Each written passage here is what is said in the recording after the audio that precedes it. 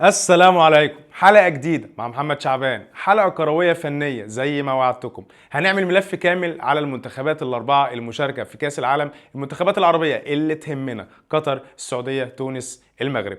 ولكن قبل ما احكي لك القصة، اربط حزامك، قهوتك أو شايك وحصلني. المنتخب الأول النهاردة معانا هو صاحب الأرض والجمهور والهالة الإعلامية، صاحب الحفلة، وهو المنتخب القطري. المنتخب القطري بمنتهى الأمانة منتخب جيد، متجمعين مع بعض نفس التشكيلة من 3-4 سنين مع المدرب الأسباني سانشيز. بيلعبوا بطريقة متوازنة جدا، عندهم طموح، عاوزين يعملوا حاجة. الحفلة حفلتهم زي ما هم بيقولوا. المدرب يعني مدرب شاب، مدرب بيلعب كورة على الأرض، عاوز يطلع بأحسن صورة، وعاوز كمان يصعد لدور ال 16. ده مبدئيا. عندهم لعيبه كويسه كتير جدا زي المعز علي اللي بيلعب على الجون كويس جدا، عندهم عبد الكريم حسن، وعندهم اكرم عفيف. اللاعب منهم عاوز يبين قد ايه احنا في مصاف الانديه الكبيره، وان انا ممكن احترف، وان انا منتخب اقدر اقارع المنتخبات الكبيره. المدرب بيلعب بطريقه متوازنه جدا، 4-4-2 كلاسيكيه الصريحه جدا. طيب، حاله التشاؤم اللي موجوده عند الوسط الرياضي، عند كل الاعلاميين واليوتيوبرز والناس اللي بتتكلم في الكوره، عندهم حاله تشاؤم ان الاربعه العرب اللي موجودين في كاس العالم قطر 2022 يعني الصعوبة ان هم ممكن يكونوا في الدور اللي جاي. طب ليه؟ انا اقول لك ليه. بالنسبة لحالة قطر، قطر معاها 2 منتخبين من اقوى المنتخبات في العالم، زي هولندا وزي السنغال. السنغال حاليا لا يقل عن اي منتخب في العالم. وكمان معاهم الاكوادور، المنتخب الثالث، ممكن يكسر ويضيع نقط كتير من كل المنتخبات. طيب، بالنسبه لقطر هنا اللي يهمنا المباراه الاولى. في تدرج في القوه بالنسبه للمنتخبات اللي هتقابلها قطر. يعني احنا هنقابل الاكوادور في البدايه، بعد كده السنغال، بعد كده هولندا. من وجهه نظري اهم مباراه لكل الفرق العربيه هي المباراه الاولى في اي بطوله مجمعه، في اي بطوله انت داخلها. المباراه الاولى دي هي اللي بتديك الدافع، هي اللي بتبين الطموح، هي بتخليك واقف على ارض صلبه، بتشوفك انت كمان طموحك رايح فين وجاي منين. في حاله قطر الاكوادور، ال3 نقط اهم حاجه، ان انت تاخد ال3 نقط من الاكوادور. بعد كده تقدر تتعادل مع السنغال. لو جيت تتكلم في 4 نقط قبل ما تقابل هولندا، لا، انا اعتقد ان انت ممكن نسبه الصعود بتاعتك هنا تتعدى ال60% بالنسبه للمنتخب القطري. المنتخب رقم 2 معانا النهارده هو المنتخب القوي برضو، والمنتخب العربي الشقيق، وهو المنتخب السعودي. بمنتهى الامانه المنتخب السعودي ظلمته القرعه شويه، عشان حطيته برضو في مجموعه صعبه جدا فيها 2 من المنتخبات القويه المتمرسه جدا في كاس العالم، زي المنتخب الارجنتيني المرشح بقوه اصلا ان هو يفوز بالبطوله، مش بس يصعد من المجموعه دي. وكمان المنتخب المكسيكي، المنتخب العشوائي جدا في الهجوم، ان هو يقدر بيجمع نقط كتير جدا، وكمان متمرس في الصعود لدور ال 16 في كاس العالم.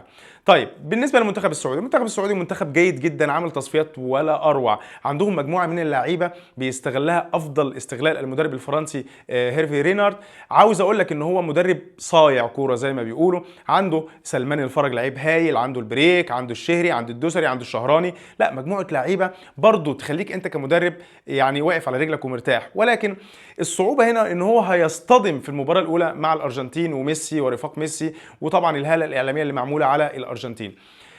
كوره، نصيحتي: لا تعتمد ولا على الاسماء ولا التاريخ ولا الجغرافيا ولا الحاجات دي، تعتمد على المجهود، تعتمد على التركيز خلال ال90 دقيقه. عشان كده انا بقول يعني الحظوظ حتى ولو ما كانتش متساويه، ولكن الموضوع مش مستحيل. نتمنى التوفيق للمنتخب السعودي، وان هو يقدر يعمل نتائج ايجابيه خاصه مع بولندا والمكسيك، وان شاء الله نسبه الصعود بتاعته تتعدى ال30%، ونشوفه في الدور الثاني ان شاء الله. المنتخب الثالث معانا النهارده هو المنتخب التونسي. منتخب تونس منتخب جيد، مش سوبر، خلينا نكون بنتكلم فني وبرضه بصراحة مش منتخب سوبر، لكن هو منتخب جيد. عنده مدرب وطني الناس كلها معاه، عنده يعني خطة كده هو بيلعب بيها، ان هو بيلعب زون ديفenس من نص ملعبه، بيقفل نص ملعبه كويس جدا، بيلعب من ورا المدافعين بتوع الخصم.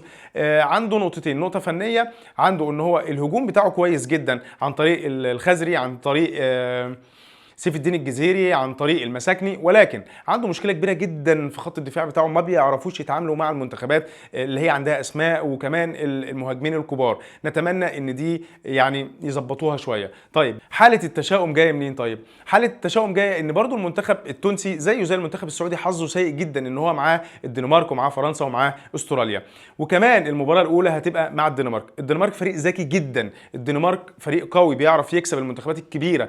المنتخبات اللي هي زي فرنسا وزي المانيا، شفنا منتخب الدنمارك بيعرف يجمع نقط، ذكي جدا في التعامل مع المباريات، بيقدر يصعد، وتاريخه في الصعود لدور ال 16 في كاس العالم كبير جدا. ولكن زي ما قلنا المنتخب السعودي هنقول للمنتخب التونسي وكل المنتخبات، الكوره لا تعتمد على التاريخ والجغرافيا والافلام دي، الكوره بتعتمد على التركيز. لو قدرنا نعمل نتيجه ايجابيه مع الدنمارك حظوظنا هتزيد جدا جدا، لان احنا اخر مباراه هنلعبها مع فرنسا. يعني انت عندك الدنمارك واستراليا، لو قدرت تاخد 4 بونت تعادل ومكسب من المباراتين، اعتقد ان انت ممكن تصعد تاني بعد فرنسا. وعشان كده انا بدي نسبه صعود للمنتخب التونسي في المجموعه دي تتعدى ال 40-50%. المنتخب الرابع معانا النهارده هو المنتخب المغربي. بمنتهى الامانه صحيح هو في مجموعه برضه قويه جدا جدا جدا، كندا، يعني منتخب متطور جدا، من اقوى المنتخبات المتطوره في العالم حاليا. معاهم منتخب بلجيكا من التوب 5 في العالم كله، معاهم كرواتيا وصيف العالم. ولكن تعالوا بقى نتكلم بامانه، منتخب المغرب من اقوى المنتخبات العربيه والافريقيه جوده ومنتاليتي، العقليه بتاعتهم عقليه احترافيه جدا، التاسيس معظمهم في اوروبا. بعض اللعيبه كان عندها مشاكل، ولكن بعد تغيير المدرب وجابوا مدرب وطني الناس كلها برضو معاه، وجمع الفريق، رجع زياش ورجع نصيري ورجع بالهندا، ومعانا حكيم، ومعانا كمان الحارس المتألق جدا، يعتبر من افضل حراس الليجا اللي هو ياسين بونو. لا انا اقدر اعمل توليفه كويسه جدا جدا جدا.